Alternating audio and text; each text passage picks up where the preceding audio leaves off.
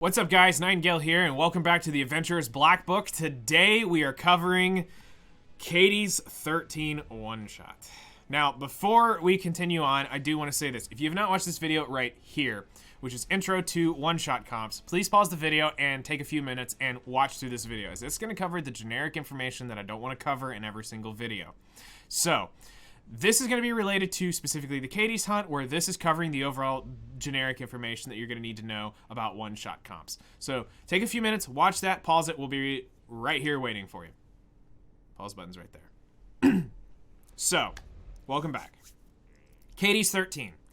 Now, this is probably the most gear-intensive, gear-hungry, vicious hunt that you can one-shot. This has got the most problematic areas to go wrong, and we'll explain all once we really get in there, but here's the thing. You can technically make some of these gear requirements smaller by using strays. I don't have strays, which is fine. But what I want you to sit here and notice, actually, is take a look at the team. And then once you realize, Cigarette, who you're going to use for your Wyvern team. You've got Watcher Shuri, which is your Asmonak team. You've got Sermia, which we cover with the Golem team, as well as she was designed for Caides 13. Actually, all these units were initially set up to be designed around Caides 13. Because, here was my theory, Sermia was going to be the best, because I knew with her needing to kill wave 1, she would be able to have the most damage needed to take out the first wave and do as much damage as we could to the second. Then I knew Cigarette was going to be capable enough, if I give her the second best, to be able to do the second most follow-up damage possible, just due to how her skills work. And then I figured with the way Watcher Shuri works, if I gave him the third best rage set on my account, I knew he would be just good enough to be able to do the Asmonak hunt, because he doesn't really need a ton of great gear, but if you want to make it way more consistent, a more cracked Watcher Shuri is definitely appreciated, but not necessary. So if you get your units built better than mine are, you're going to have a lot better off of runs, just in general. So let's talk about Sermia, and we're going to work our way all the way around, because I want to talk about the damage dealers before we talk about Elfelt. Because Elfelt is actually, you know what? Let's talk about Elfelt. Let's just go ahead and get the worst one over with. So, as you can see, Elfelt is imprinted once. So I did end up slating my Elfelt for this. And the reason I did this is just to secure any extra damage, because we are going against the grain by using Daydream Joker, but it's to also make things consistent and show you don't need a ton of Hellcutters, because that is very expensive for a lot of newer upcoming players. But now the issue for them is going to be Elfelt. As of right now, I don't have a replacement for Elfelt. Maybe someday I will try to see if I can get Leo to work in her place, but I don't know the gear requirements or anything that's going to be necessary to get Leo to function the same way Elfelt does.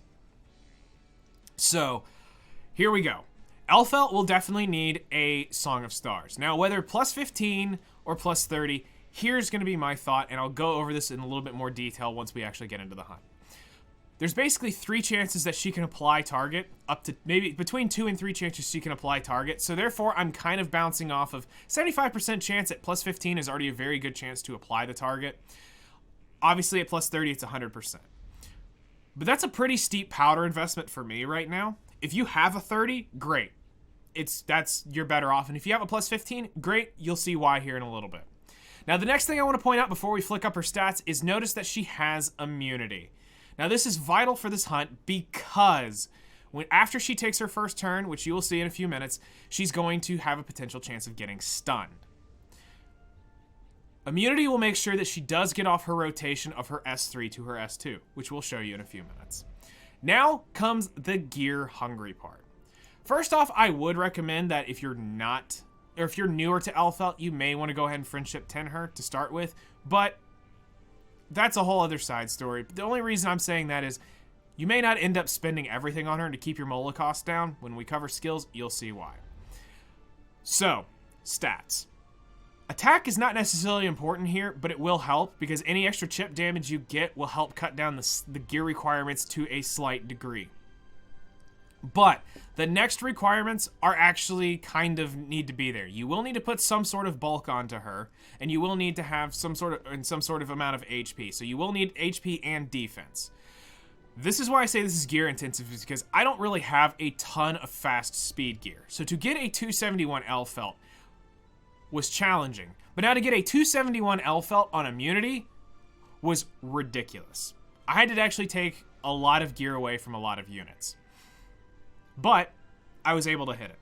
The reason why she needs to be at least 271 speed is because she's going to have to lap Sermia, which is the key of all of this. So, but she not only has to lap her once, she has to lap her twice.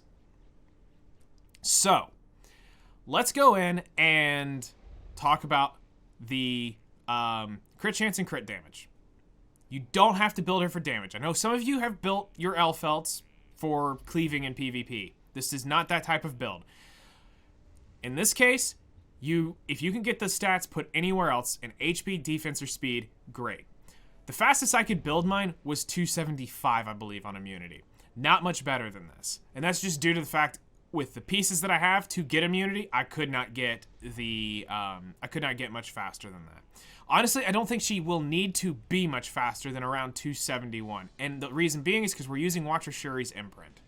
Next thing you want to see is that we have 69% effectiveness. Now, yes, you could get your effectiveness way higher than this if you had an effectiveness ring, but I am using a defense percent ring to get as much bulk as possible. 17 speed ring, by the way. So, plus it's 69 effectiveness, so you know it's going to land every time because it's 69 and not 65.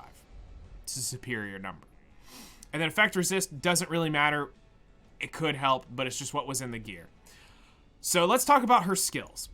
Now, the reason I said you may want to friendship 10 her is because initially you may not want to put a bunch of molas into her, but the way she works, you may end up going a little heavier, or just to save on some molas, because let's be real, this is going to be pretty costly in general to level all this stuff up.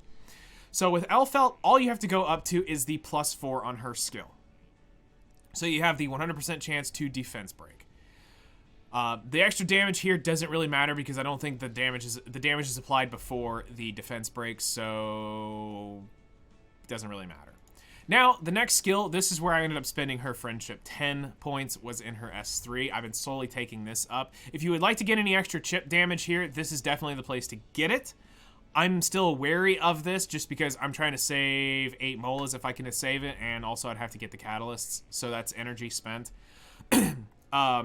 As well as technically some chip damage because of how she's going to work. You could technically get her S1 mullet out, but I've got enough damage in my Shuri, Sigrid, and Sermia that I don't necessarily need this chip damage.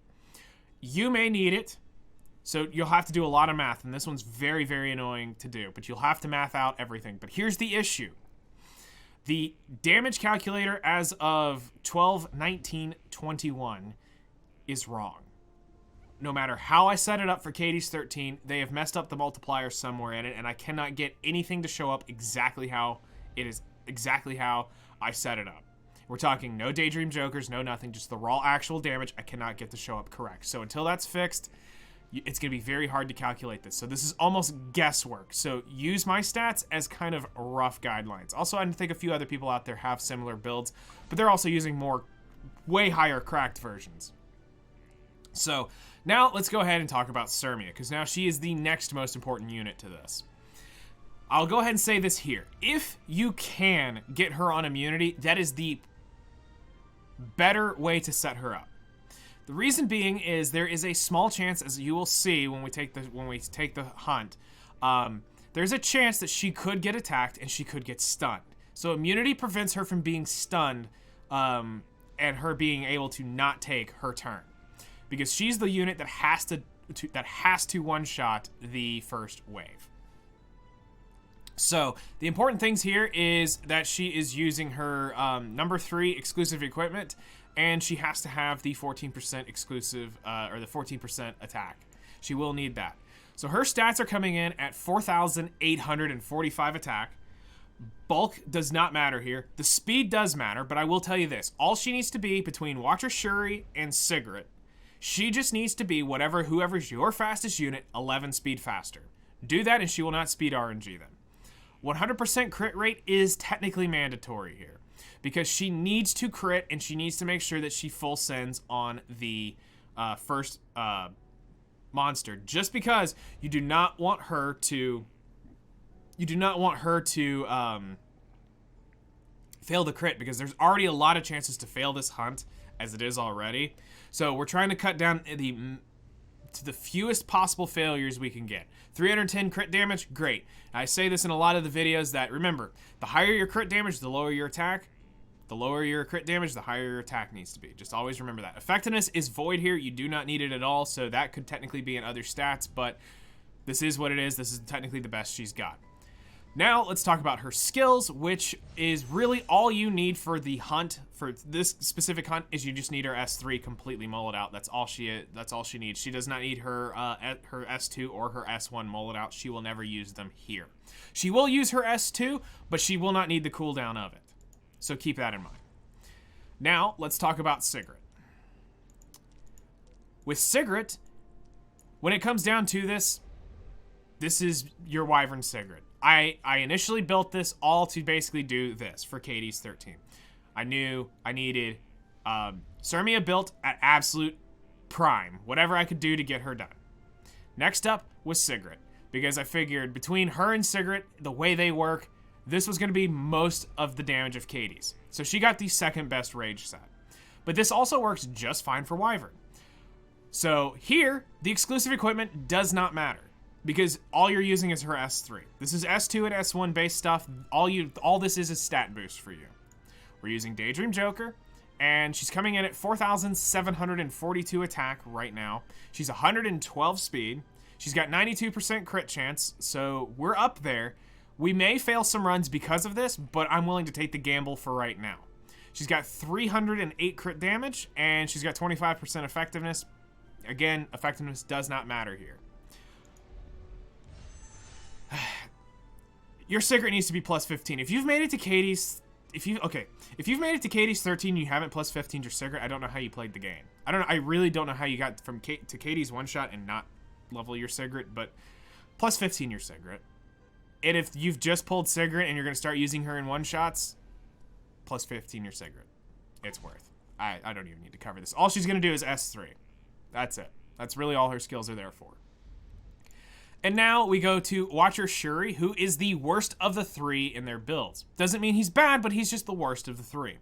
Again, we're going to be using Daydream Joker, and we'll be going after him for really cleanup. So in this case, he will not have type advantage, so his crit rate is still technically a little lower. I'm using his speed imprint, so unfortunately, I cannot guarantee him 100% crit rate. If you can get away with not using it, or you feel confident in not using his speed imprint, then this obviously would be very easy to do. Again, I'm going to be taking the risk. Will it hurt me some days? Will it not? Depends. Speed here does not matter between if Sigrid goes first or Watcher Shuri. It really does not matter. The hunt will die the same, because as long as they're still going to do the same damage, so here it does not matter who goes next. He's at 109 speed, which is just what it figured out to. And he's got 296 crit chance, and then the effectiveness is wasted really here because you're never going to try to apply target.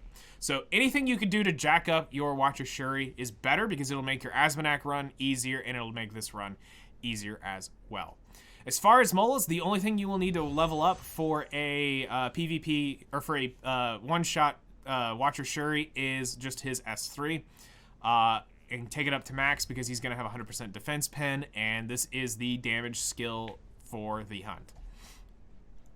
Okay, so now that we've covered the units and the skills, let's run through the hunt, and I'm going to break it down step by step of what's going on and why things need to be done a very certain way. Okay, so I decided to cut and redo this because when I got done with it, I just felt like I was not quite as clean and clear and precise as I should be. So I'm going to redo this whole thing just to get it a little bit cleaner for you guys, because I want to make sure you understand what's going on here and get this, because there's a lot going on and I just want to make sure everything's right. So let's talk about failure number one. Failure number one happens right here. If you're going to be able to fail the run, it's this attack right here, because if you get 15%, the run's over. But if you just fail to land Song of Stars, it's fine, because she should be able to apply it within the next turn. Also, I want you to pay attention to the immunity, and I want you to watch what happens after we use the S3. So she's going to S3. Crit, great. All right, we're always happy for crits when you have 20% crit chance. It's good stuff. And we got both. So that counterattack right there has the ability to stun Elfelt. So what we want to avoid, and this is why immunity is so important here, is that that does not happen. So that she does not get stunned. So that she can come in here and get the extra chip damage with her S2. So there we go. That is the second spot, and we ended up getting target. So if she was to get 15%ed here, that was very, very lucky. The fact that we resisted the stun. If that would have happened on Sermia and she would have get stunned on her first turn, this would have ruined the hunt, because then somebody else would have cycled and it would not have been able to go. So that's technically a failure number 2, would have been that, which is why I kind of been talking to you guys about trying to look at maybe getting your Sermia built on immunity. But keep that in mind, that raises the bar a little bit higher. Okay, so in theory, we technically even have another chance here just due to the way things turned out. And we even got a third skill. Not that that's going to matter for Sermia. So Sermia will only do her S3 here. She will not get her greater attack buff here. So this is a very, very dead monster. Let's rock and roll, and gone. Okay, so let's talk about the next set of problems. So now with Caides 13, here's the thing. We now have 3 chances to apply target before Sermia takes her turn. If we technically fail all 3, it's a failed hunt. So this is where you have to kind of play out the gambling aspect of the odds. The odds are there that you're probably landing the target between one of these 3. But there's also there also is technical odds you fail all 3. But now let's talk about failure number, we'll say 3. Or potential failure number 3. So in this case, we've got the target. Great, cool. Okay, so next thing I want to point out is this. This is another vital thing. You will actually fail your run if Elfelt gets the speed down and Sermia does not.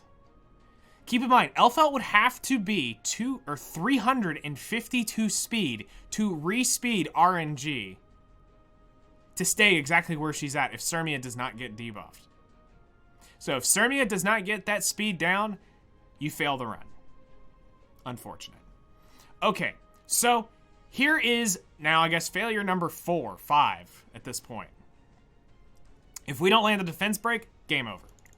But let's just pray it lands the defense break because this is a video and we want it to go through. And we got both. We're good. So at this point, we are golden. Everything's going to go through. Everything's going to cycle exactly as we need. So now from this point on, Elfelt is here for chip damage. So she's going to cycle and she's going to use her S2, which is the 3rd chance to apply target, which we got target actually, I believe, to show up on all 3 skills. So you can see why I'm saying there's a decent chance that she's going to keep applying it. So now at this point, Sermia is going to convert her attack buff to greater attack buff because she's going to cycle her skill 2, which is going to now reset the cooldown of her S3. So now Sermia is going to come in here and absolutely decimate Caides. All right, there we go. Nice big chunk of damage. And at this point, Elfelt may die depending on the amount of damage. Ah, perfect. So most of the runs I do, Watcher Shuri doesn't go first. He goes second after Sigrid. So in this case, we're going to see Watcher Shuri to Sigrid, where most of my runs are Sigrid to Watcher Shuri. So in this case, Watcher Shuri is going to come through and absolutely blast this dude. Do another big chunk of damage. Now, as you can see, it's not quite as much. Now it's all up to Sigrid, and really at this point, we fail the run if Sigrid doesn't crit. Of course, I probably just jinxed it, but let's just hope for crit, and we got the crit, and it's very, very dead. And there you have it. Caides 13 one-shot complete.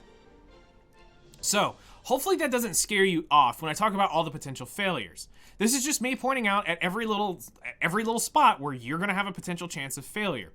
Obviously, the Strays one cuts down a lot of that RNG. Obviously, farming at normal cuts down on a lot of that RNG. Still can potentially fail, but it's less likely. So, my final thoughts on this really come down to, this is going to take you a while to get around to. This is not something even for the average beginner that's moving into the advancing area. So, if you haven't been playing since Guilty Gear, this is probably going to be significantly harder. Sure, I'm going to try eventually to mess around with Leo and see if I can't get him to work in this position, or see if I can't find somebody else to fill the Elfelt position, because obviously that'll make it better. Now, this being gear intensive, when I say that it's gear intensive, it's not just because it requires 3 rage sets. It's because it requires a 271 speed immunity unit. That's where I'm coming. But it's not just needs to be 271 speed, because I could have probably made Elfelt 290 if I wanted. But then she'd have been paper thin and Caides would have killed her instantaneously. So you have to be able to get ready to take hits, bulk her up. You need this stuff. You can't just go, oh, I need speed and effectiveness, let's roll.